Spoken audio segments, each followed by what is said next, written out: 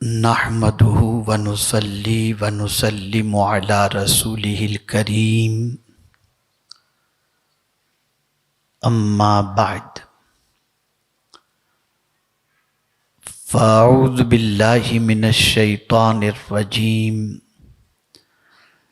بسم الله الرحمن الرحيم فمن كان يرجو لقاء ربه فليعمل عملا صالحا ولا يشرك بعبادة ربه أحدا صدق الله العظيم. الصلاة والسلام عليك يا رسول الله، الصلاة والسلام عليك يا حبيب الله،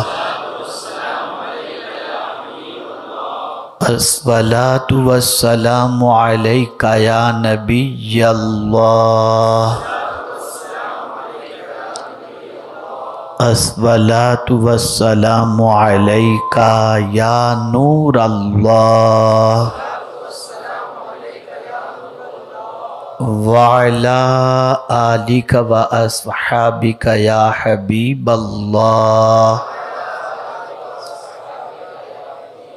صلی اللہ تعالی علیہ وسلم. میرے پیارے آقا صلی اللہ تعالی علیہ وسلم کے پیارے دیوانوں، شدید بارش کے موسم کے باوجود الحمدللہ تاجدار کربلا کی یاد کی محفل میں آپ لوگوں کا آنا، میرا آنا اللہ قبول فرمائے اور ہمیں اسی طریقے سے ذکر امام حسین رضی اللہ تعالیٰ عنہ کر کے اپنے دامن پر لگے ہوئے گناہوں کے دھبوں کو مٹانے کی بھی توفیق عطا فرمائے اور ساتھ ہی ساتھ اپنے دامن میں نیکیوں کو جمع کرنے کی بھی توفیق عطا فرمائے. میرے پیارے آقا صلی اللہ تعالی علیہ وسلم کے پیارے دیوانوں، آپ جانتے ہیں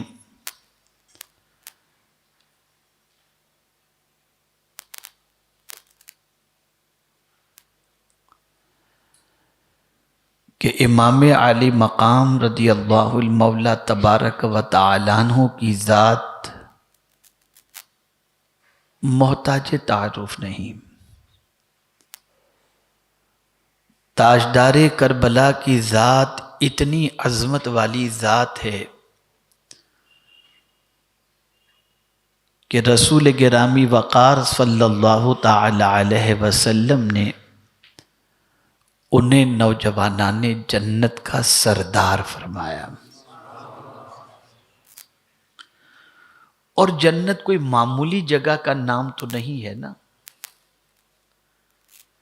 آقا کریم صلی اللہ علیہ وسلم کے ارشاد کا مفہوم ہے کہ کوئی چیز ایسی دنیا کی نہیں ہے جس کو ہم جنت کے برابر کہہ سکیں. جنت ایسی ہے جو کسی آنکھ نے نہ دیکھی ہے اور نہ کسی کو اس کا صحیح معنوں کے اندر ادراک ہو سکتا ہے.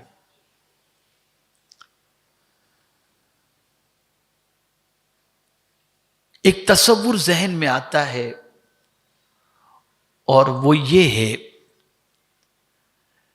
کہ جس ذات کو اللہ کے رسول صلی اللہ علیہ وسلم نے صرف جنتی نہیں بلکہ نوجوانان جنت کا سردار ڈکلیئر کیا ہو. اور یہ بھی بتا دوں کہ صرف امام حسین کو جنتی نوجوانوں کا سردار نہیں بتایا، امام حسن کو بھی بتایا ہے کہ یہ دونوں نوجوانان جنت کے سردار ہیں. اسی لیے سنی امام حسن کا بھی تذکرہ کرتا ہے اور امام حسین کا بھی تذکرہ کرتا ہے. لیکن ایک طبقہ ایسا ہے جو امام حسن کا دن نہیں مناتا، تذکرہ بھی نہیں کرتا۔ وجہ کیا ہے؟ وجہ یہ ہے کہ امام حسن مجتبیٰ نے حضرت امیر معاویہ کے ساتھ صلح کر لی تھی، اور یہ رسول اعظم صلی اللہ علیہ وسلم کا ارشاد بھی، سرکار فرماتے ہیں صلی اللہ علیہ وسلم، حسن کو میری سرداری عطا کی گئی ہے اور حسین کو میری بہادری عطا کی گئی ہے۔ اور سرکار نے یہ بھی فرمایا تھا کہ دو گروہ کے درمیان میرے اس حسن کے ذریعے صلح ہوگی، انہوں نے کی صلح۔ تو ہم تو دونوں کو نوجوانان جنت کا سردار مانتے ہیں۔ الحمد اتنی بڑی ڈگری، اتنا بڑا مقام مل جانے کے باوجود امام حسین رضی اللہ تعالی عنہ کبھی آخرت سے غافل نہیں رہے۔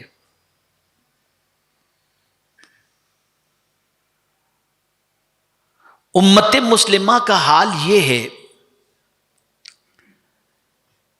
کہ معلوم بھی نہیں کہ خاتمہ ایمان پر ہوگا کہ نہیں، اللہ کرے ہم سب کا خاتمہ ایمان پر ہو۔ اور پھر بھی اس امت کا حال یہ ہے، اسے دنیا تو یاد ہے، آخرت یاد نہیں۔ صبح اٹھنے سے لے کر رات سونے تک، اور رات کو سونے سے لے کر صبح اٹھنے تک، بلکہ رات میں بھی۔ آپ کہیں گے رات میں تو بندہ سوتا ہے، اس وقت میں اسے دنیا کا خیال کیسے آتا ہے؟ تو میں آپ کو بتاؤں، خواب بھی دیکھتا ہے تو یہ دیکھتا ہے میرے تکیے کے نیچے سے 2 کروڑ نکل جائیں تو کتنا اچھا ہو۔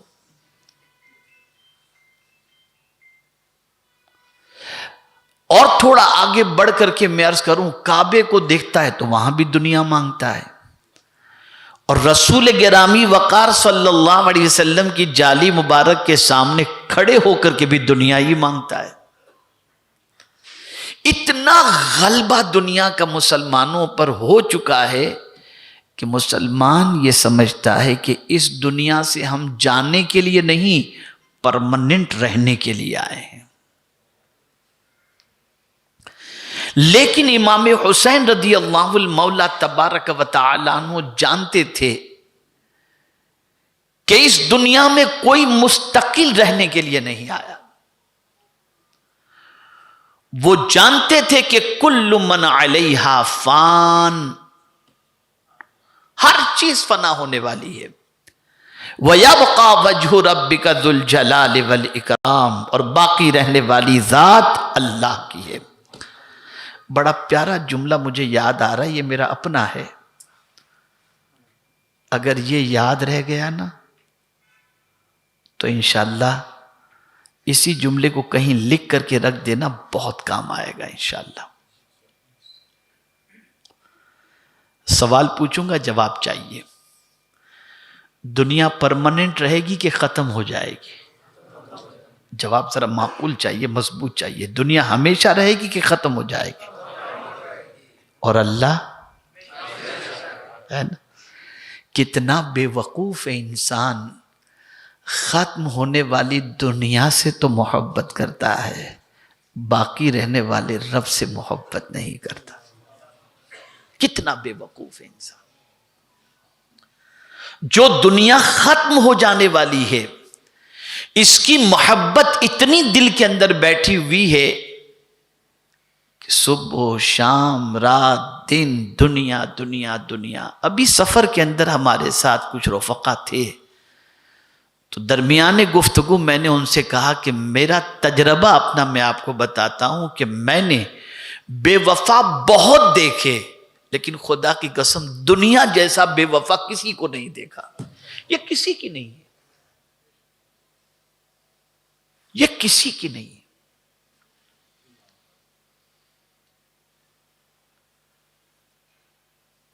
ہماری ساری دوڑ دھوپ اسی دنیا کے لیے ہے،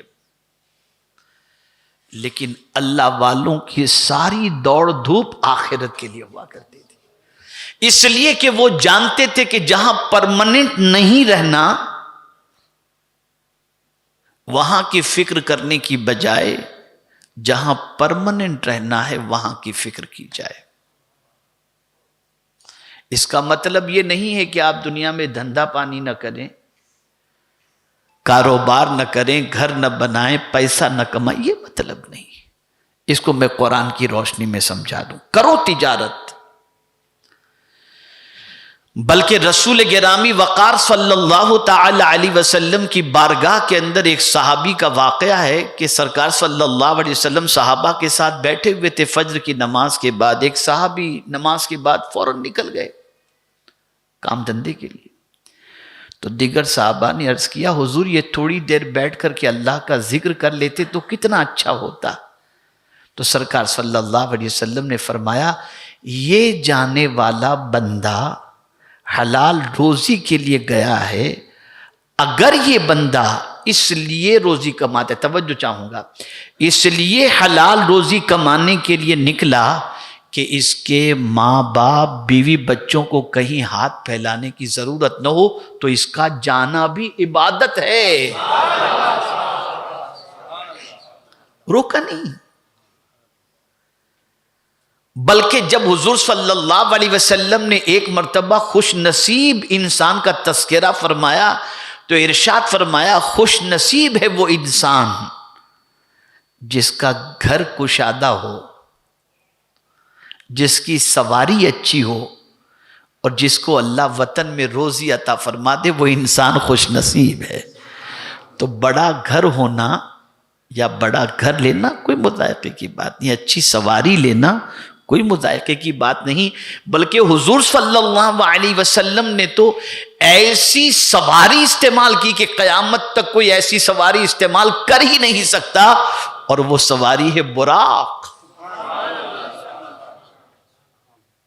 یہ چندریان 3 گیا ہوا ہے نا، یہ تو کچھ بھی نہیں ہے، اس کی رفتار بھی کچھ نہیں ہے۔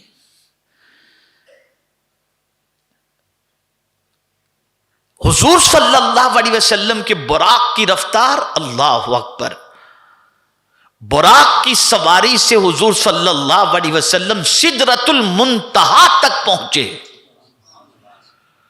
اور پھر آگے لامکاں کی سیر کر کے حضور جب پلٹے تو کہنے والے نے کہا زنجیر بھی ہلتی رہی، بستر بھی رہا گرم، ایک آن میں گئے آئے محمد صلی اللہ علیہ وسلم۔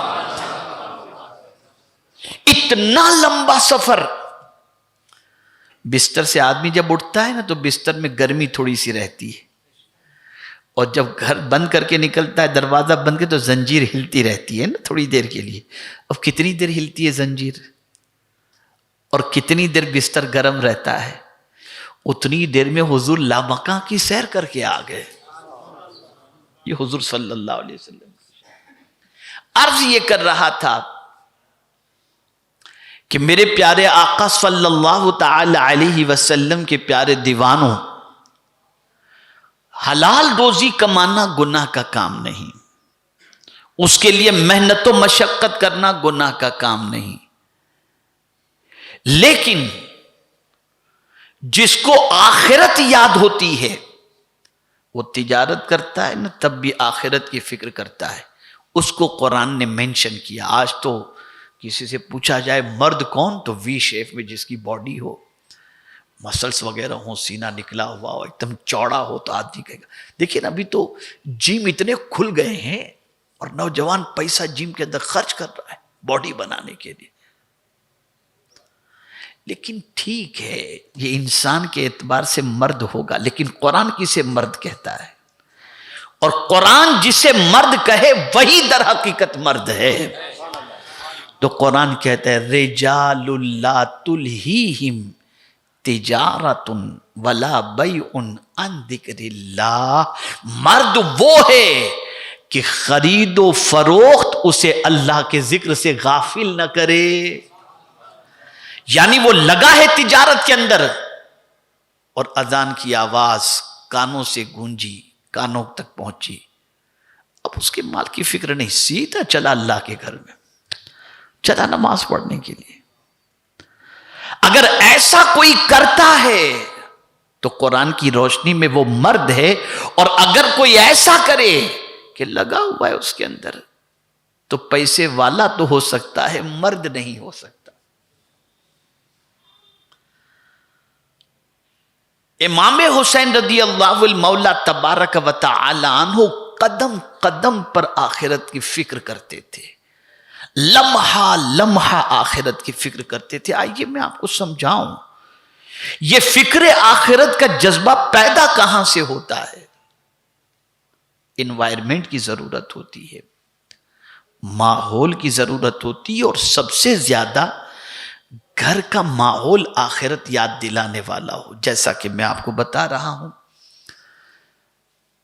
امام حسن مجتبی اور امام حسین رضی اللہ تعالی عنہما دونوں چھوٹے تھے، اور دونوں بھائیوں کے درمیان کسی بات پر اختلاف ہو گیا۔ ننھے ننھے بچے چھوٹی چھوٹی چیزوں کے لیے لڑتے ہوتے ہیں، آپ بھی اپنے گھر میں روز دیکھتے ہوں گے۔ کچھ بات پر اختلاف ہو گیا، امام حسن مجتبی نے امام حسین کو مار دیا، تو امام حسین روتے ہوئے 6 یا 7 سال کی عمر ہوگی کم و بیش، روتے ہوئے آئے خاتون جنت کے پاس، امی مجھے بھائی جان نے مار دیا۔ اب آج کی ماں ہوتی تو کیا کرتی؟ کیوں مارے اس کو؟ یہ ساری چیزیں ہوتی نا، آئندہ مت مارنا، یا 2-3 تماچے مار دیتی، یہ ہوگا۔ لیکن قربان جائیے تربیت، نبی کی بیٹی کی تربیت، سبحان اللہ کیا کہنا، اور سیدۃ النساء کی تربیت کیا کہنا، سبحان اللہ۔ جب سنا تو فرماتی ہیں میں یہ نہیں سننا چاہتی کہ حسن نے تم کو مارا یا تم نے حسن کو کچھ کہا، میں یہ سننا نہیں چاہتی، میں تو صرف بیٹے اتنا کہوں گی تم دونوں کے جھگڑے سے اللہ ناراض ہو گیا، تم دونوں کے جھگڑے سے اللہ ناراض ہو گیا۔ اب تربیت دیکھیے، 6 سال کے بچے کو آپ امیجنگ غور کیجئے، سوچئے، آپ کے ہمارے گھر میں 6-7 سال کے بچے ہیں، کہیے ان کو آپ اللہ ناراض ہوا ہے، فکر ہی نہیں ہوگی، سنیں گے نہیں، سمجھیں گے نہیں کیا اللہ ناراض اور کیا اللہ کی ناراضگی۔ لیکن جیسے ہی ننھے امام حسین نے سنا کہ اللہ ناراض ہو گیا ہے، رونے لگے۔ ماں میں سب کچھ برداشت کر سکتا ہوں، میرا رب ناراض ہو جائے میں اسے برداشت نہیں کر سکتا، میری ماں مجھے بتا میں رب کو راضی کیسے کروں۔ تربیت دیکھیے، میری ماں مجھے بتا میں رب کو راضی کیسے کروں، تو خاتون جنت رضی اللہ تعالی عنہ نے فرمایا بیٹے مصلی بچھاؤ، وضو کرو، سجدے میں سر رکھو، اس وقت تک سر سجدے سے نہ اٹھانا جب تک کہ تمہارا دل اس بات پر مطمئن نہ ہو جائے کہ اللہ تم سے راضی ہو گیا ہے۔ یہ ہے تربیت۔ آج کون سا گھر ایسا ہے جہاں بھائی بھائی میں جھگڑے نہیں، لیکن کسی کا جھگڑا آخرت کے لیے نہیں ہے، سارے بھائیوں کا جھگڑا دنیا کے لیے ہی، دنیا ہی کے لیے۔ ہماری خوشی بھی دنیا سے، ہمارا غم بھی دنیا سے، ہمارا جینا بھی دنیا کے لیے، اور ہمارا مرنا بھی دنیا کے لیے۔ مجھے یہاں پر ایک بڑی پیاری آیت یاد آ رہی ہے، اللہ اکبر، یوں تو قرآن کی ساری آیتیں پیاری ہیں، میں آپ کو بتاؤں اس آدمی کے بارے میں غور کرو جس کی زندگی کی آخری سانسیں چل رہی ہیں، اس دنیا سے جانے کے قریب ہے، کیا فکر ہوتی ہے؟ جو موت کے قریب پہنچ جاتا ہے اس کی فکر کیا ہوتی ہے؟ آج کے انسانوں کو دیکھ لیجئے آپ، دیکھو بیٹا مرنے سے پہلے وہ اپنے بچوں کو بلا کے کہتا ہے بیٹا تیری ممی کا خیال رکھنا، بیٹا دکان بڑی مشکل سے میں نے بنائی ہے ذرا اس کا خیال رکھنا، بیٹا گھر میں نے بہت مشکل سے بنایا ہے ذرا خیال رکھنا، کاروبار اچھی طرح سے سنبھالنا، ایک فیکٹری کی 2 فیکٹری کر دینا، یہ بکنے نہ پائے تیرے باپ کی یادگار ہے، تیرے باپ نے بڑی قربانی، یہی سب ہوتا ہے۔ یہ ساری چیزیں ہم نے دنیا داروں سے سیکھی، کبھی قرآن کو ہم نے دیکھا نہیں۔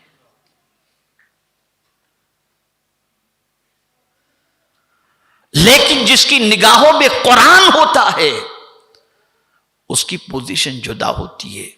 حضرت یعقوب علیہ الصلاۃ والتسلیم کا جب اس دنیا سے جانے کا وقت قریب آیا،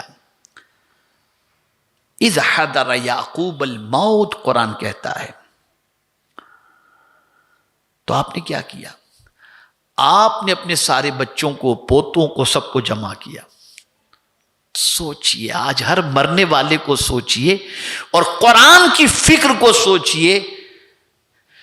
سارے بیٹے پوتوں کو جمع کیا اور فرمایا قال یا بنی، اے میرے بچوں، ما تعبدون من بعدی، میں جب اس دنیا سے چلا جاؤں گا تو میرے بچوں بتاؤ تم کس کی بندگی کرو گے،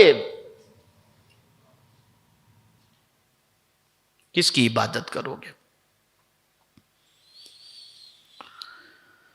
سارے بچوں نے جواب دیا قالوا الہک و الہ آبائک ابراہیم و اسماعیل و اسحاق الہا واحدا ونحن لہ مسلمون. سب نے کہا ایک رب کی عبادت کریں گے، ابراہیم کے رب کی عبادت کریں گے، اسماعیل کے رب کی عبادت کریں گے، اسحاق کے رب کی عبادت کریں گے، اور ہم مسلمان ہیں.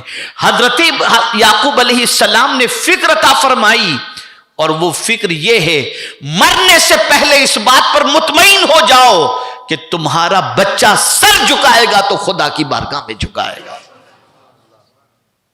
ہے کسی ماں باپ کو فکر؟ ہمیں فکر ہے تو یہ ہے کہ یہ ڈگری مل جائے، یہ نیشنلٹی مل جائے، اتنی دولت مل جائے.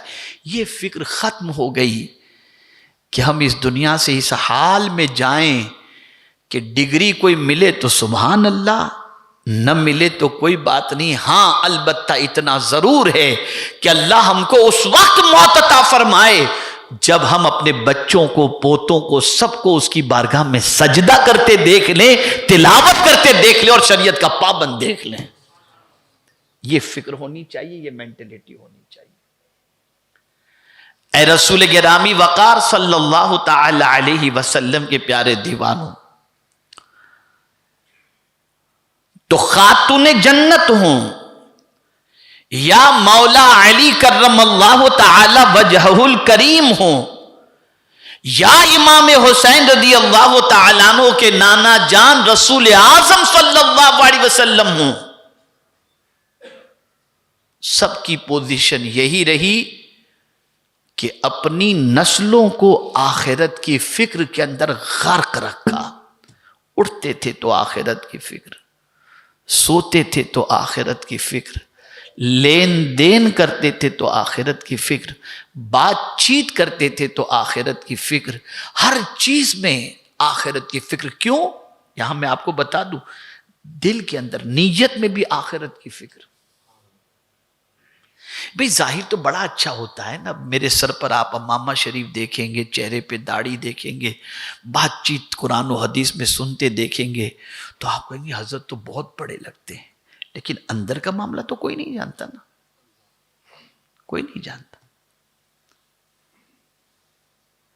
اس کا معاملہ وہ جانتا ہے، اس سے کوئی چیز چھپی نہیں.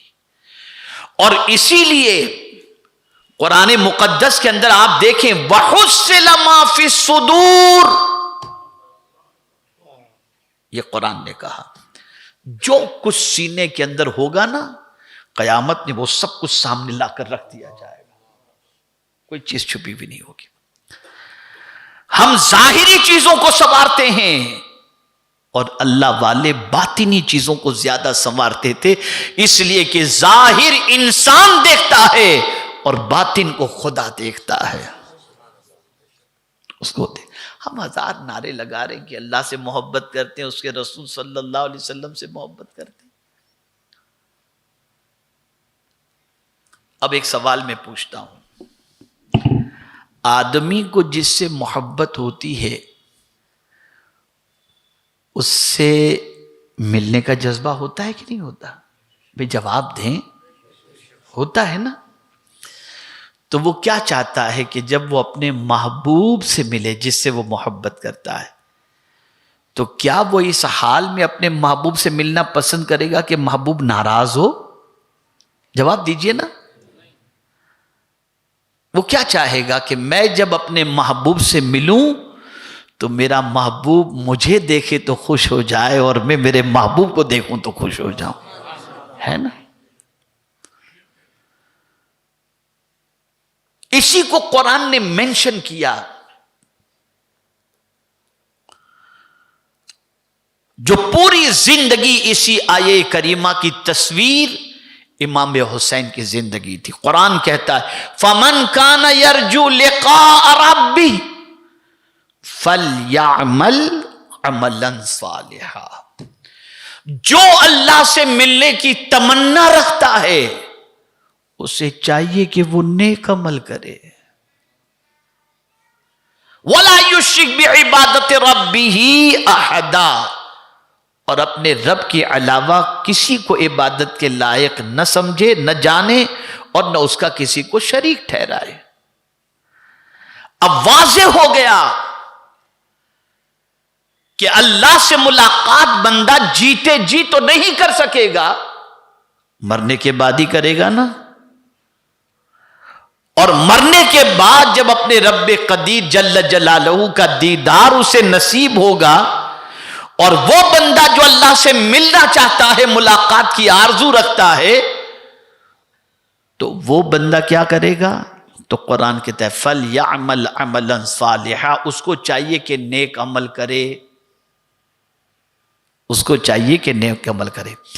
تھوڑا سا سمجھاؤں گا تو بات سمجھ میں اور اچھی طریقے سے آ جائے گی. ایک سوال، آج کا مسلمان مرنا چاہتا ہے؟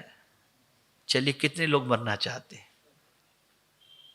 ارے مرنے کے نام سے ہی انسان اتنا کانپتا ہے کہ ڈیڈ باڈی اگر کسی کو تو غسل دینے کے لیے ڈرتا ہے، ہاتھ لگانے کے لیے ڈرتا ہے کہ کہیں مردہ زندہ نہ ہو جائے اور میں اس کی جگہ نہ سو جاؤں. اتنا بندہ موت سے ڈرتا ہے چاہے کتنا ہی ترم خاں کیوں نہ ہو. جہاں موت کی بات آئے گی کانپ جائے گا، یا اللہ کیا ہوگا. وہ قبر کی تنہائی، وہ محشر کا مسئلہ، کتنا ہی بڑا انسان ہو، کتنا ہی نیک ہو، کتنا ہی پرہیزگار ہو، ہم اور آپ اس لیے موت سے ڈرتے ہیں کہ ہمارے اعمال ایسے نہیں کہ ہم اپنے رب کا سامنا کر سکیں. ایسے اعمال نہیں. لیکن جب حضرت بلال رضی اللہ تعالیٰ عنہ کے وصال کا وقت قریب آیا اور بتا دیا گیا کہ اب آپ کی زندگی بڑی مختصر ہے اور اس دنیا سے آپ تشریف لے جائیں گے، تو مسکرانے لگے، ہنسنے لگے آپ. تو بیوی نے کہا موت کے نام سے طاقتور گھبراتا ہے اور آپ موت کا سن کر کے مسکرا رہے ہیں، یہ مسکرانے کی وجہ کیا ہے؟ ارشاد فرماتے ہیں یہی تو وہ پل ہے جس سے گزرنے کے بعد محبوب کی زیارت نصیب ہوگی. تو موت سے گزرنے کے بعد جب قبر میں حضور کا دیدار نصیب ہونے والا ہو تو ایسی موت کو ہزاروں سلام، اس کے استقبال کے لیے ہم تیار ہیں. اسی کو امام عشق و محبت کہتے ہیں، جان دے دو وعدہ دیدار پر، نقد اپنا دام ہو ہی جائے گا. ہماری محبت کمزور ہے، زبانی ہے، لپ سروس.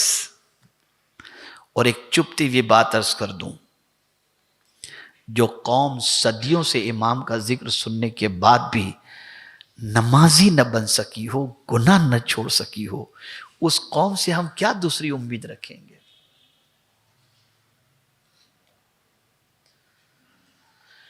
ہم ضرور یہ سنتے ہیں کہ تاجدار کربلا نے سب کچھ لٹا دیا. کس کے لیے؟ ہمارے لیے، کہ ہمارا قدم نہ ڈگمگائے، ہمارا قدم پھسل نہ جائے اور ہم یزید کے نقش قدم پر نہ چلیں. اس لیے امام نے سب کچھ لٹا دیا تاکہ ان کے سامنے امام کی زندگی ہو اور امام کے راستے پر اگر کوئی چلے گا سیدھا جنت میں چلا جائے گا. لیکن دعویٰ کرتے ہیں حسینی ہونے کا اور صبح سے لے کر رات تک زندگی گزرتی ہے یزید کے مطابق، اس کے کردار کے مطابق. ہاں اتنا ضرور ہے کہ قتل حسین میں یزید کا جو انوالومنٹ تھا، کوئی مسلمان اس چیز کو پسند نہیں کرتا، البتہ لاشعوری طور پر یزید جس طریقے سے زندگی گزارتا تھا اس طریقے سے آج کا مسلمان زندگی گزارتا ہے۔ ناچ گانے والا یزید تھا، شراب پینے والا یزید تھا، زنا کرنے والا یزید تھا، اور سجدے میں سر کٹانے والے امام حسین تھے، لیکن بھول گئے۔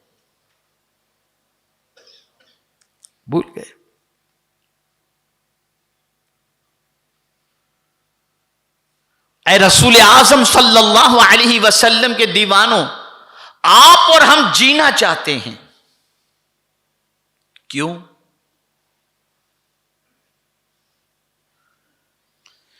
دنیا سے بہتر کون سی جگہ؟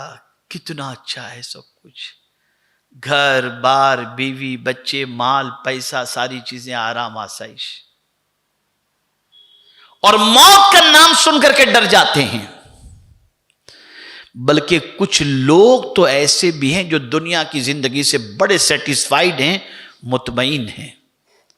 ان کو قرآن کہتا ہے ان الذین لا یرجون لقاءنا ورضوا بالحیات الدنیا واطمأنوا بها والذین هم عن آیاتنا غافلون، بے شک وہ لوگ جو ہم سے ملنے کی تمنا نہیں رکھتے اور دنیا کی زندگی سے راضی ہیں اور بہت سیٹسفائیڈ ہیں، اللہ فرماتے وہ ہماری نشانیوں سے غافل ہیں۔ یہ کیا ہے دنیا؟ ارے اس دنیا کا حال تو یہ ہے کہ پوری زندگی محنت کر کے آپ نے بنگلو بنا دیا، باہر نیم پلیٹ آپ نے لگا دی، آپ کا انتقال ہوا تو دوسرے دن بچہ کہتا ہے اب ابا تو نہیں رہے، نیم پلیٹ میری لگا دو، ابا کی نیم پلیٹ کی ضرورت کیا ہے؟ زندگی بھر کی کمائی کا بنگلہ بچے کے نام ہو گیا۔ کیا ہے آپ کا؟ اب بہت ایک دماغ کو درست اور سوچ کو درست کرنے والی بات عرض کروں، کسی سے پوچھو یہ کس کا؟ یہ میرا بنگلہ، میرا گاڑی، میری بینک بیلنس میرا، یہ میرا، وہ میرا، کچھ بھی میرا نہیں۔ یہ ہم میرا میرا کرتے نا، کچھ بھی میرا نہیں۔ اس کو میں سمجھاؤں، اگر آپ کہتے ہو کہ میرا ہے تو جب قبر میں جاؤ تو سب کو لے کر جاؤ۔ کوئی قبر میں بنگلہ لے کر گیا ہے؟ بینک بیلنس لے کر کے کہ نہیں؟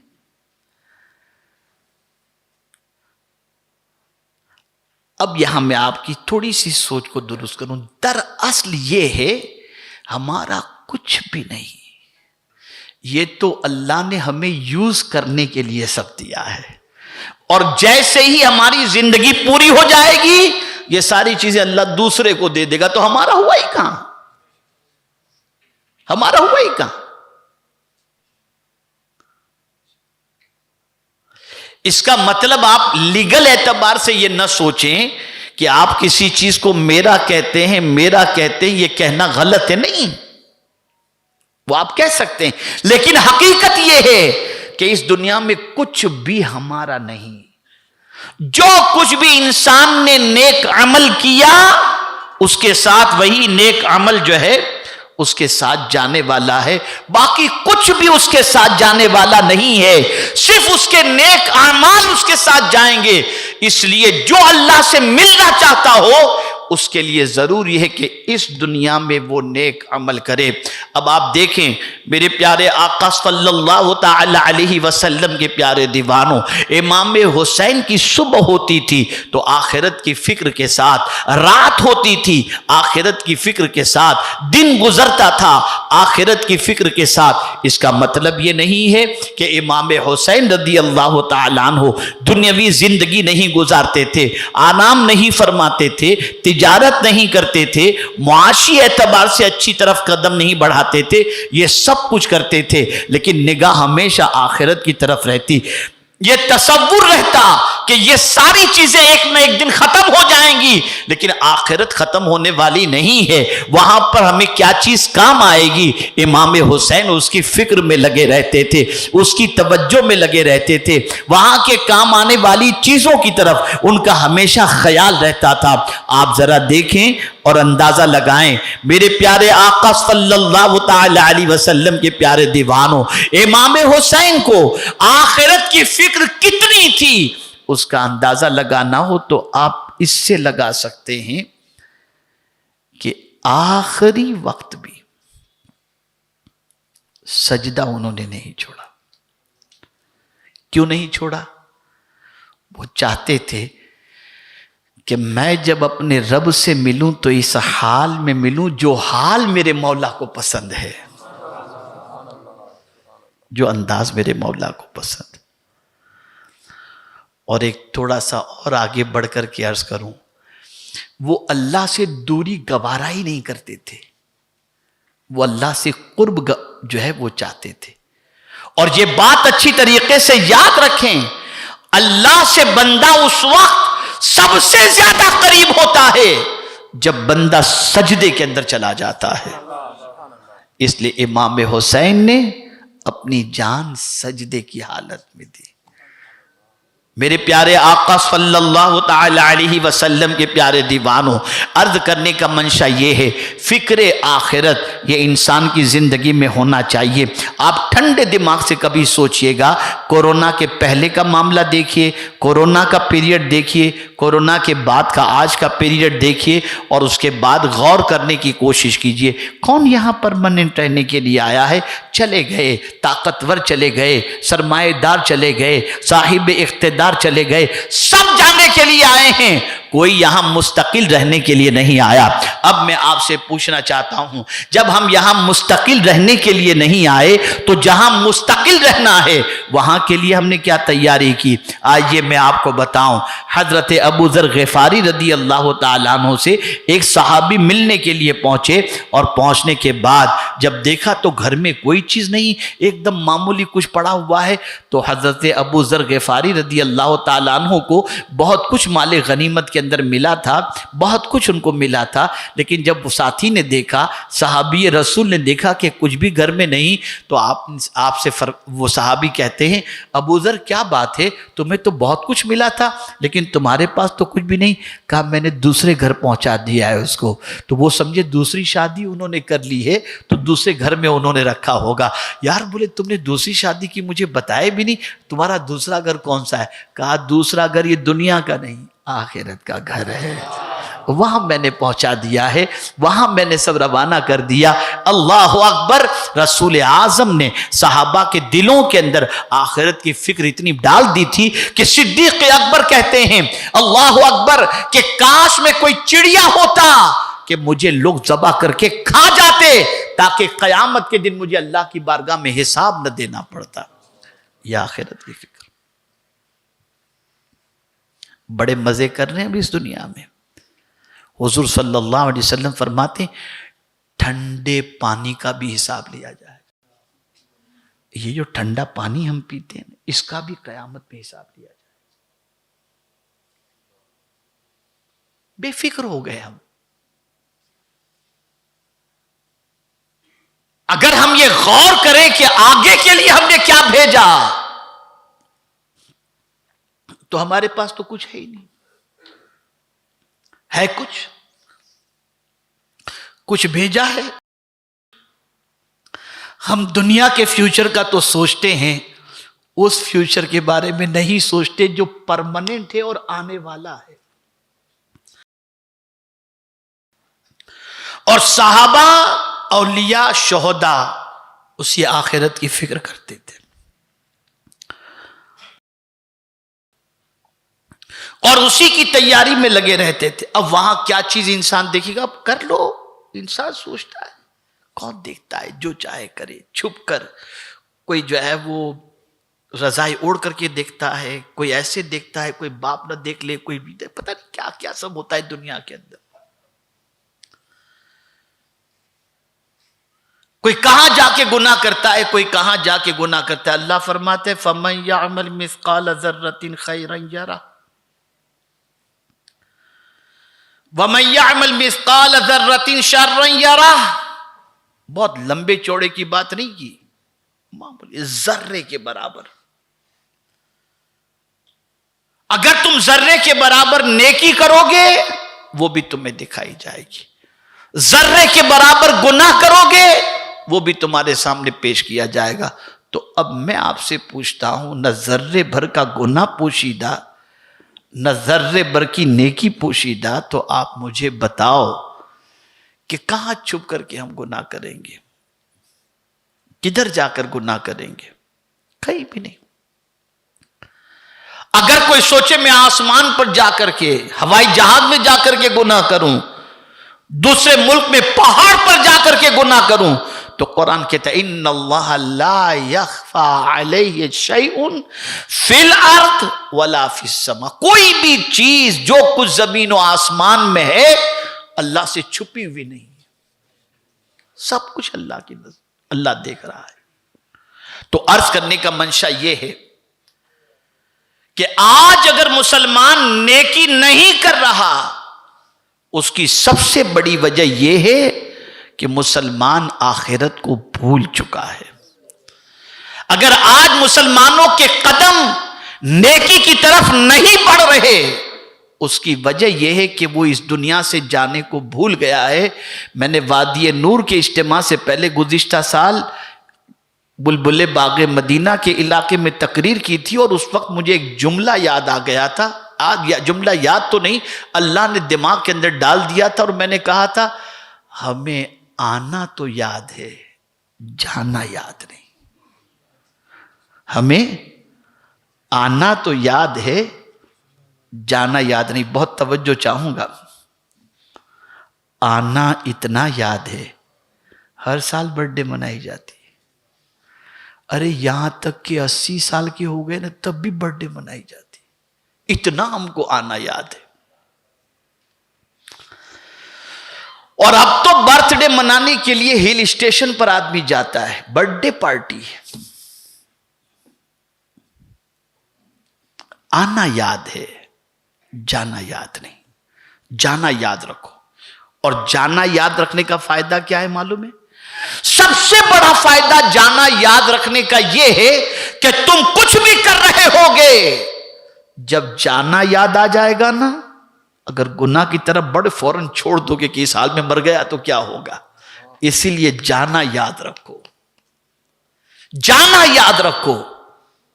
میرے پیارے آقا صلی اللہ تعالی علیہ وسلم کے پیارے دیوانوں، اسی لیے آپ دیکھیں کربلا میں تاجدار کربلا نے 1 رات کی مہلت مانگی. جنگ کا نقارہ بچ چکا ہے، لیکن یزیدی لشکروں سے آپ نے فرمایا مجھے 1 رات کی مہلت دو. کائے کے لیے چاہیے تھی 1 رات کی مہلت؟ تو خود ہی فرماتے ہیں، قربان جائیے. اے حسینیوں سنو، خود ہی فرماتے ہیں تم جانتے ہو، یزیدیوں سے فرماتے تم جانتے ہو مجھے نماز سے کتنی محبت ہے، تم جانتے ہو مجھے تلاوت سے کتنی محبت ہے. کل جو ہونا ہے وہ ہو جائے، لیکن 1 رات مجھے دے دو تاکہ جی بھر کر میں اپنے رب کی عبادت کر لوں. جی بھر کر. یہ ہے تصور، یہ ہے فکر آخرت. اگر آج کا نوجوان ڈرگس کے اندر ڈوب رہا ہے، آج کا نوجوان شراب کے اندر ڈوب رہا ہے، آج کا نوجوان گندی پکچروں میں ڈوب رہا ہے، آج کا نوجوان عیاشی میں ڈوب رہا ہے، آج کا نوجوان لڑکیوں کے پیچھے بھاگ رہا ہے، اس کی سب سے بڑی وجہ یہ ہے کہ اسے جانا یاد نہیں. جانا یاد نہیں. اس جانے کو یاد کرو، اس دنیا سے کچھ کرنے کو یاد کرو. جب کچھ کرنا یاد رہے گا تو قرآن کہتا ہے فَلْيَعْمَلْ عَمَلًا صَالِحًا، تو پھر بندہ نیک عمل کرے. جسے جانا یاد ہو نا وہ نیک عمل کرے، گناہوں سے بچے. وہ سوچے کہ میں کیا کروں جس کی وجہ سے اللہ مجھے جنت عطا فرما دے، میں کیا کروں جس کی وجہ سے اللہ مجھ سے اس حال میں ملے کہ میرا مولا مجھ سے راضی ہو۔ اللہ اکبر۔ میرے پیارے آقا صلی اللہ تعالی علیہ وسلم کے پیارے دیوانوں، یہی وجہ ہے کہ امام حسین رضی اللہ تعالی عنہ شہادت کے وقت بے قرار نہیں تھے، بے چین نہیں تھے، بڑے مطمئن تھے، بڑے مطمئن تھے۔ کیوں؟ اس لیے کہ اس حال میں جا رہے تھے کہ قرآن کہتا ہے یا ایتھا النفس المطمئنہ ارجعی الی ربک راضیۃ مرضیہ فادخلی فی عبادی وادخلی جنتی۔ اے نفس مطمئنہ، لوٹ اپنے رب کی طرف اس حال میں کہ اللہ تجھ سے راضی ہے، اللہ اور تو اللہ سے راضی۔ اے رسول گرامی وقار صلی اللہ تعالی علیہ وسلم کے دیوانوں، آج تذکرہ امام علی مقام علی جدہ وعلیہ الصلاۃ والسلام کی محفلوں کے اندر ہم شریک تو ہوتے ہیں، لیکن بس صرف اتنا ذکر حسین سنو، تھوڑے سے آنسو بہاؤ، اس کے بعد گھر چلے جاؤ، فجر کی نماز پڑھے نہیں پڑھے، دوسری نماز پڑھے نہیں پڑھے، کچھ اس کی فکر نہیں ہوتی۔ سنو، ذکر حسین کی محبت اللہ نے انسانوں کے دلوں کے اندر، مسلمانوں کے دلوں میں اس لیے ڈال دیا تاکہ ہر مسلمان امام حسین کا ذکر سن کر اپنی زندگی کو سیدھے راستے پر چلانے والا بن جائے۔ لیکن اب تم محفلوں میں آتے بھی نہیں اس نیت سے کہ امام کے نقش قدم پر چلنا ہے، اس لیے آتے ہیں سنیں، اور بڑی معذرت کے ساتھ، بڑی معذرت کے ساتھ، اس پہ کوئی شک نہیں کہ کربلا کے تاجدار کی جو شہادت جس طریقے سے واقع ہوئی ہے، صرف ایسا نہیں کہ انسان رو رہے تھے، جن و ملائک بھی، جن بھی رو رہے تھے، آسمان بھی سرخ ہو گیا تھا، اس لیے کہ تاریخ اسلام کے اندر بلکہ تاریخ انسانیت کے اندر اس طریقے کا واقعہ کہ جس میں پورے خاندان کے خاندان کو شہید کر دیا گیا ہو، قریش کے، بنی ہاشم کے 20 لوگوں کو شہید کر دیا گیا ہو، اور اس کے مقابلے میں آیا گیا ہو جو نبی کا چہیتا نواسا ہو، اس طریقے کا واقعہ تاریخ میں نہیں۔ اور دوسرے اینگل سے سمجھاؤں، ایسی کوئی جنگ بھی تاریخ میں آپ کو نہ ملی ہے نہ قیامت تک ملے گی جس میں 72 کے مقابلے میں 22,000 آئے ہوں۔ اس 72 کے اندر بھی بچے، عورتیں، وہ سب شامل۔ جب شہادت حسین کا واقعہ سنتے ہیں تو کلیجہ منہ کو آتا ہے، آنکھیں بھر جاتی ہیں، لیکن یہ بات سن لو، امام حسین نے شہادت دے کر ہمارا حوصلہ بڑھایا اور یہ بتا دیا باطل کے سامنے کبھی مت جھکنا، سر جھکے تو خدا کی بارگاہ میں جھکے، کبھی باطل کے سامنے نہ جھکے۔ یہ پیغام امام حسین نے دیا، جرأت دی، ہمیں طاقت دی امام حسین نے، شجاعت عطا فرمائی امام حسین نے۔ لیکن میرے پیارے آقا صلی اللہ علیہ وسلم کے پیارے دیوانوں، ہم نے مقصد شہادت اور پیغام کربلا کو فراموش کر دیا۔ امام حسین رضی اللہ المولا تبارک و تعالی عنہ نے سب کچھ لٹا کر یہ بتا دیا، یاد رکھو جانا تو ہے ہی ایک دن، لیکن اس حال میں اس دنیا سے جاؤ کہ تمہاری آخرت اچھی ہو جائے، اللہ بھی راضی ہو جائے، اس کے رسول صلی اللہ علیہ وسلم بھی راضی ہو جائیں۔ اور کل میں نے ایک جملہ کہا تھا، اسی جملے کو میں آج کہہ کر اپنی گفتگو کو ختم کرتا ہوں۔ اللہ اکبر۔ دنیا میں امتحان دینے کے بعد مرتبہ ملتا ہے، ڈگری ملتی ہے۔ بھئی جواب دیجیے، ایسا ہی ہوتا ہے نا؟ اگر کسی نے یو پی ایس سی کا ایگزام دے دیا، اس کے بعد اسے ڈگری ملتی ہے کہ پہلے مل جاتی ہے؟ جواب تو دو یار، بعد میں نا۔ آپ ڈاکٹر بننا چاہتے ہیں تو بیفور ایگزام آپ کو ڈگری مل جائے گی؟ بھئی جواب دو، پہلے ایگزام سے گزرنا پڑتا ہے۔ یا اللہ قربان میرے امام حسین کی عظمت پر، حضور نے ڈگری بچپن میں دے دی اور امتحان بعد میں ہو رہا ہے۔ ڈگری پہلے ملی ہے۔ امام حسن و حسین وہ نوجوانان جنت کے سردار ہیں کہ مصطفیٰ پیارے نے امتحان سے پہلے ہی ڈگری عطا فرما دی۔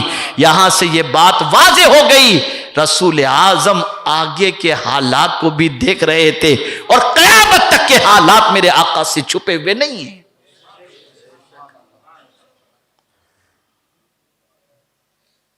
اے رسول اعظم صلی اللہ علیہ وسلم کے دیوانوں، ضرورت اس امر کی ہے کہ آج کی نشست میں ہم یہ سبق لے کر کے اٹھیں کہ ہم انشاءاللہ العظیم اپنی صرف دنیا ہی بہتر نہیں کریں گے، اپنی آخرت بھی بہتر کرنے کی کوشش کریں گے۔ اور اپنی آخرت کو بہتر کرنے کے لیے ہر حال میں ہمیں یہ ذہن کے اندر بات بٹھانی ہے کہ ہماری زندگی کا ہر عمل قیامت میں ہمارے سامنے پیش کیا جائے گا۔ آخرت آئے گی، یقیناً آئے گی۔